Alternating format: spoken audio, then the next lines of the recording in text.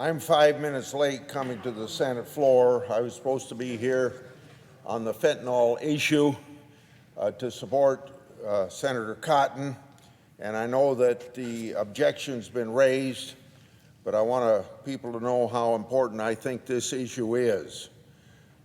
So today we were considering, hopefully unanimous consent, to pass a scheduled fentanyl substance bill.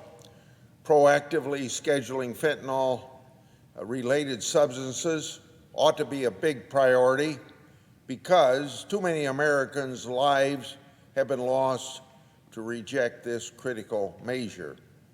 Some wrongly assert that controlling fentanyl analogs is partisan and unnecessary. That's simply untrue. Legislation to schedule fentanyl analogs is a bipartisan issue. Just last year, this body passed a bipartisan 15-month extension of the bill unanimously. Also, such authority is necessary. The CDC estimates that fentanyl analogs killed 50,000 Americans in the last 12 months. We must prevent overdose deaths. Prevention is possible when we use our laws to force China to stop the flow of fentanyl analogs. Opponents of permanent scheduling assert that the authority is broad and could result in too many arrests. But since the Drug Enforcement Administration placed fentanyl analogs in Schedule I, the Justice Department has convicted only 80 people under that authority. So too many people being arrested as an argument against permanent extension is hogwash. This authority hasn't resulted in vast and wide prosecutions. Rather, this authority is targeted and deliberate, and of course that's the way it should be. So if controlling fentanyl analogs is in fact bipartisan and necessary, why isn't supporting legislation then a no-brainer? Perhaps because of heightened partisanship. Democrats can't vote for legislation that helps law enforcement, or maybe they can't be seen as supporting any drug control law, even if it could save thousands of lives.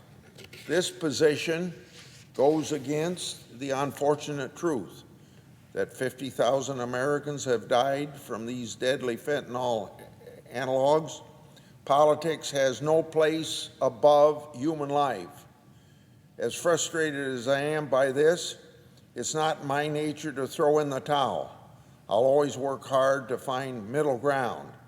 That's why I'm asking every senator to support Senator Cotton's permanent extension, or at a minimum, my bill, the Temporary Extension of Fentanyl Scheduling Act.